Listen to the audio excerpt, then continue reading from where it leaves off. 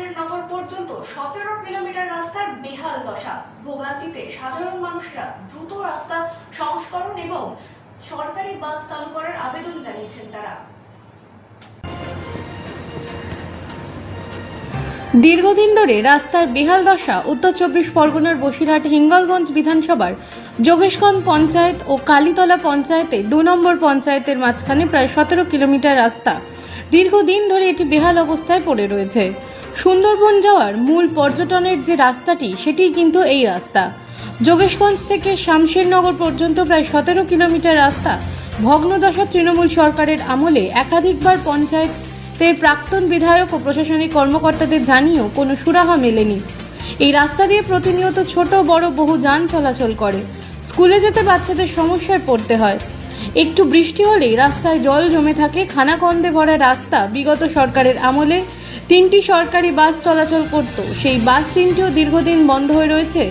শামশেরনগর থেকে বারাসাত পর্যন্ত স্থানীয়দের দাবি, নতুন সরকারের কাছে পুনরায় এই বাসগুলো যেন চালু করা হয়। এই রাস্তা দিয়ে চলাচলের অযোগ্য এমনই দাবি জানাচ্ছে শামশেরনগর এলাকার স্থানীয় বাসিন্দারা।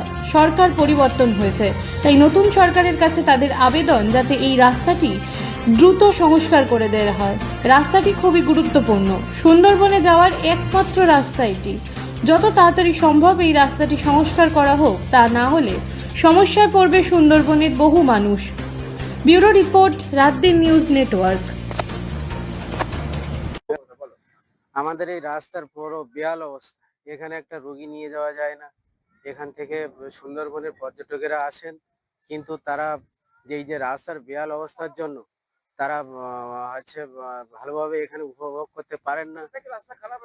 এবং আমরা বিগত সরকারের কাছে এই নিয়ে অনেকবার তা আমরা জানিয়েছিলাম, কিন্তু বিগত সরকার আমাদের কথা রাখেনি।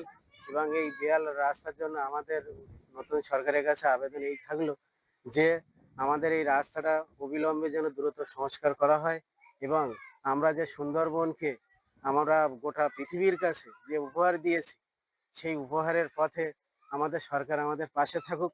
রাস্তা খারাপ, যোগেশগঞ্জ থেকে রাস্তা আপনার কালীতলা পঞ্চায়েত, এটা টোটাল 17 কিলোমিটার রাস্তা। এই রাস্তার পুরো বেহাল অবস্থা। এই রাস্তা অবিলম্বে যাতে মেরামত হয়, এবং পাশে সুন্দরবন। এবার আমরা সরকারের কাছে আবেদন রাখছি যে আমাদের এই বেহাল রাস্তাটা অবিলম্বে যেন এটা সংস্কারের কাজ শুরু হয়। এই আবেদন আমাদের সরকারের কাছে রাখবো। কার কাছে অভিযোগ জানিয়েছিল? আগে তৃণমূল সরকারের কাছে আমরা এটা নিয়ে অনেকবার, এখানকার তৃণমূলের পঞ্চায়েত প্রধান শ্যামল মণ্ডলকে অনেকবার জানানো হয়েছিল, কিন্তু উনি আমাদের কথা রাখেননি। উনি বারবার প্রতিশ্রুতি দিয়েছিল যে আমি বিডিও সাহেবকে আমি ওনাকে বলেছি, কিন্তু সরকার আমাদের কথা রাখেনি।